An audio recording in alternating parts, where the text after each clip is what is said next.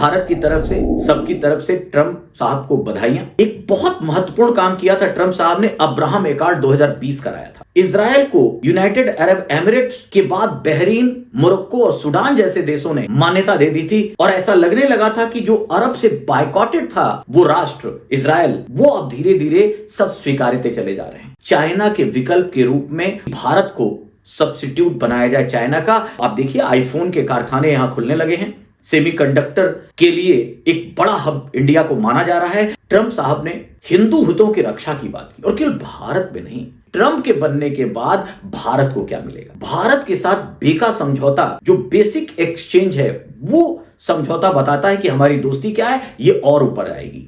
तो उन्होंने भारत को टैरिफ किंग कहा था। जनरलाइज सिस्टम ऑफ प्रेफरेंसेस से भारत को बाहर कर दिया गया। आने वाले समय में मस्क की भूमिका अमेरिका में बढ़ेगी। हो सकता है कि अगले इलेक्शन में मस्क साहब वहां के प्रेसिडेंशियल कैंडिडेट हो, इस बात से भी इनकार नहीं किया जा सकता। यूएस इलेक्शन के रुझानों में अब यह तय हो गया है कि 47वें राष्ट्रपति के रूप में पुनः ट्रंप का चयन होगा और बस अब औपचारिक शपथ लेना बाकी रह गया है। तो भारत की तरफ से, सबकी तरफ से ट्रंप साहब को बधाइयां। इस बार जबकि ऐसा लग रहा था कि बहुत ही कांटे की टक्कर होगी, लेकिन बहुमत, मेजॉरिटी बड़ी आसानी से ट्रंप ने हासिल कर ली। यहां पर जो सबसे मेजर रोल रहा, आप जानते हैं वहां स्टेट्स को 3 भागों में बांटा जाता है, रेड स्टेट, ब्लू स्टेट और स्विंग स्टेट। रेड स्टेट चूंकि रेड सिंबल है रिपब्लिकन का, जहां रिपब्लिकन ही जीतते आए हैं, जहां रिपब्लिकन का प्रभाव उसे रेड स्टेट कहते हैं। जहां ब्लू माने डेमोक्रेट्स, जहां डेमोक्रेटिक्स का प्रभाव रहा है उसे ब्लू स्टेट कहते हैं। और जो अनसर्टेन है, जो वास्तव में डिसाइड करते हैं कि प्रेसिडेंट कौन बनेगा, स्विंग स्टेट बोलते हैं। और इस बार स्विंग स्टेट में पेंसिल्वानिया जैसे स्टेट ने भी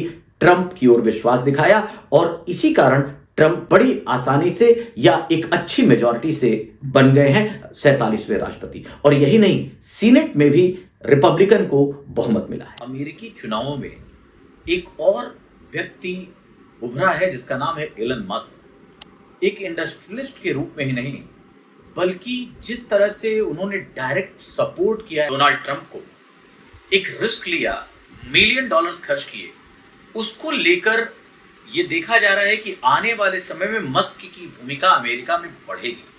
और यही नहीं, ट्रंप ने जीतने के बाद अपने पहले संबोधन में उन्हें यूएसए का नया सितारा बताया। हो सकता है कि अगले इलेक्शन में मस्क साहब वहां के प्रेसिडेंशियल कैंडिडेट हो, इस बात से भी इनकार नहीं किया जा सकता।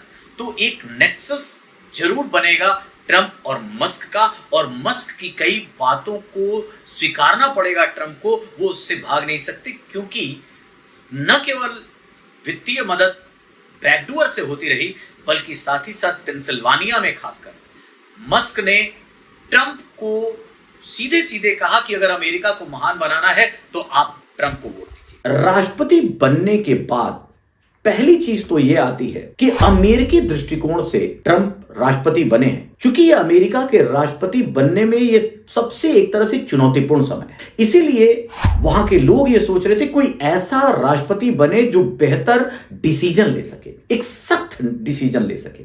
और संभवतः इस बात को देखते हुए, क्योंकि अगर ग्लोबल ऑर्डर देखा जाए, चाहे वो रशिया यूक्रेन वार हो, चाहे इजराइल हमास संघर्ष हो, रेड सी में हौती विद्रोहियों का अटैक हो, ग्लोबल जो सप्लाई चेन है उसकी डिस्टर्बेंसेस हो, चाइना की बीआरआई के बाद उसकी बढ़ती आक्रामक नीतियां हो, ऐसे में एक उम्मीद की जा रही थी एक सख्त प्रशासक की।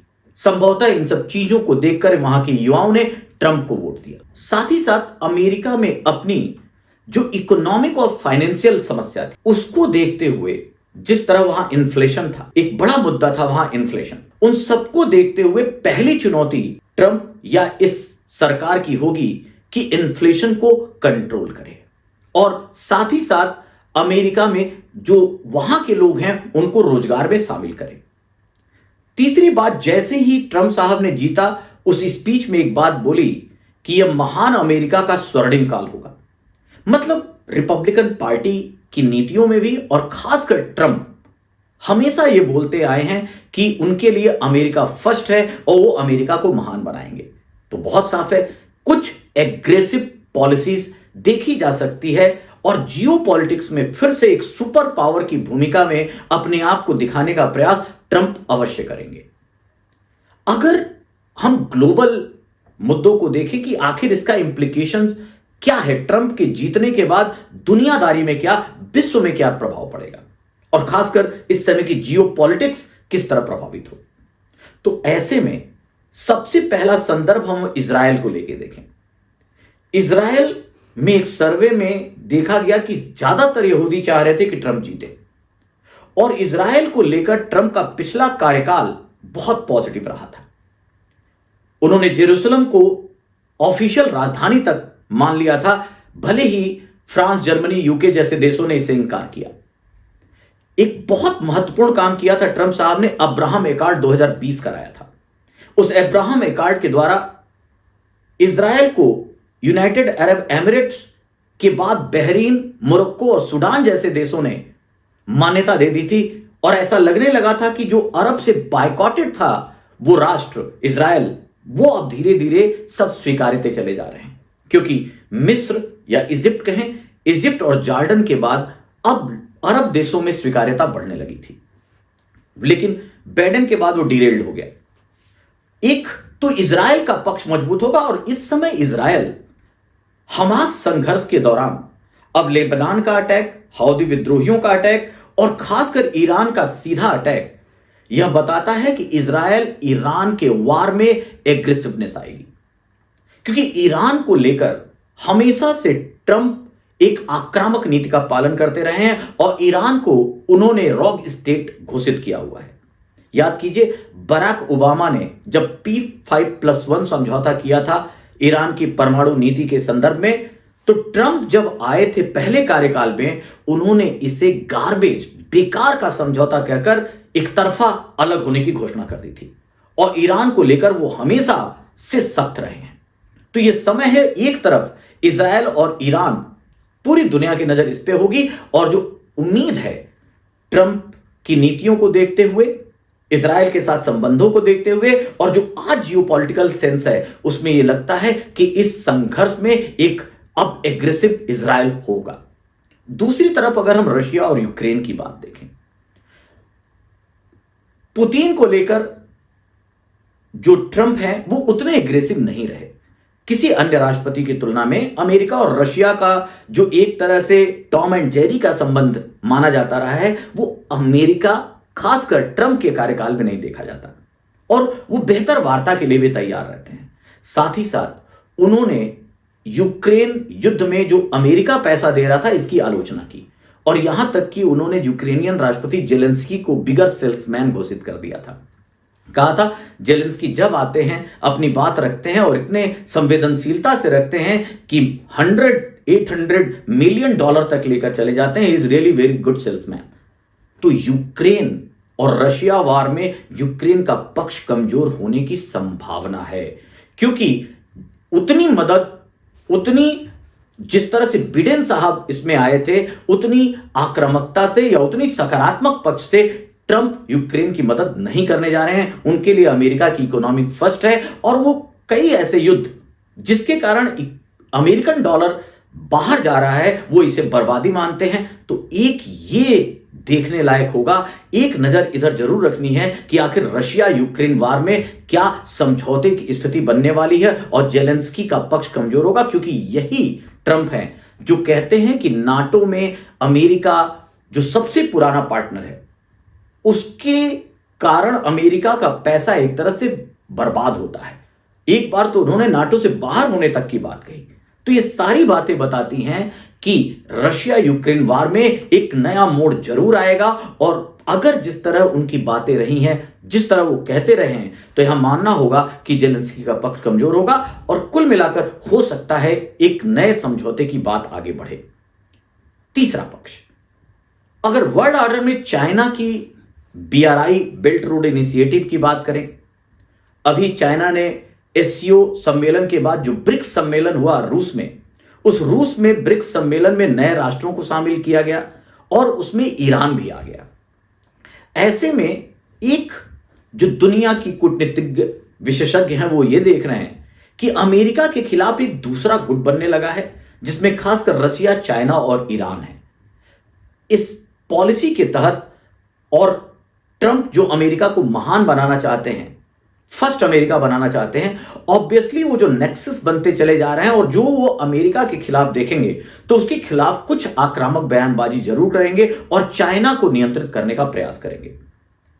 चीन की जो दक्षिण चीन सागर की नीति है, साउथ चाइना पॉलिसी, जिसमें वो क्लेम करता है सारा सागर उसका है, अंतर्राष्ट्रीय समुद्री कानून यूएन क्लॉज को नहीं मानता, उसके खिलाफ जो एक तरह से जो फेयर, ओपन और नेविगेशन के लिए जो क्वाड बना है, क्वाड्रिलेटरल सिक्योरिटी डायलॉग, जिसमें ऑस्ट्रेलिया, जापान, अमेरिका के साथ भारत शामिल है, ये पुनः जो है इनकी वार्ताएं बढ़ेंगी और चाइना को कोशिश की जाएगी कि अपनी जो आक्रामकता है उसको कम करे।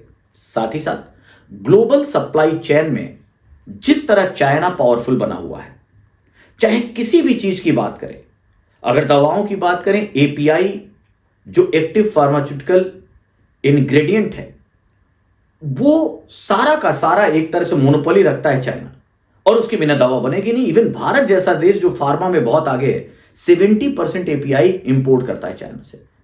इसी तरह चाहे हम सेमीकंडक्टर्स की बात करें, लिथियम की बात करें, इन सब पे कहीं ना कहीं चाइना पे डिपेंडेंट है। तो ग्लोबल सप्लाई चेन चाइना उसका कोर है। इसके कारण जब भी आक्रामक नीतियां होती है, डिस्टर्बेंस होता है, तो पूरी ग्लोबल सप्लाई चेन प्रभावित होती है। अतः यह हो सकता है, जो पहले से भी बिडेन के कार्यकाल में भी देखा गया, यूरोपीय देश भी प्रयास कर रहे हैं कि चाइना के विकल्प के रूप में, और बहुत अच्छा है कि भारत को सब्स्टिट्यूट बनाया जाए चाइना का। मतलब आप देखिए, आईफोन के कारखाने यहां खुलने लगे हैं, सेमीकंडक्टर के लिए एक बड़ा हब इंडिया को माना जा रहा है। इस तरह एक ग्लोबल सप्लाई चेन के रूप में भारत को बढ़ावा मिल सकता है ट्रंप के कार्यकाल में। और तीसरा पक्ष है भारत, और हमें इसी नजरिए से देखना है कि ट्रंप के बनने के बाद भारत को क्या मिलेगा। तो पहले यह मान लिया जाए कि ट्रंप के लिए अमेरिका फर्स्ट है। ऐसा नहीं होगा कि भारतीयता के लिए वो बहुत कुछ करेंगे और भारत को विकसित बनाएंगे, लेकिन हां, अगर हम ट्रंप की नीतियों, रिपब्लिकन पार्टी और उनकी पुरानी बातों को देखें तो इनके संबंधों को हम पॉजिटिव निगेटिव दोनों रूप में देख सकते हैं। जो पॉजिटिव संबंध आता है, संदर्भ आता है ट्रंप को लेकर, सबसे पहले तो उनकी जो केमिस्ट्री है Indian prime minister Modi ji के साथ, वो बहुत ही बेहतरीन रही है।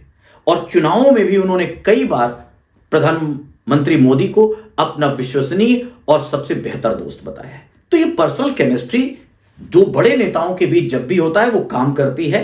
जब भी कोई ऐसा पक्ष होता है जहां टकराहट बढ़ती है, बातचीत रुक जाती है, तो पर्सनल केमिस्ट्री काम आती है।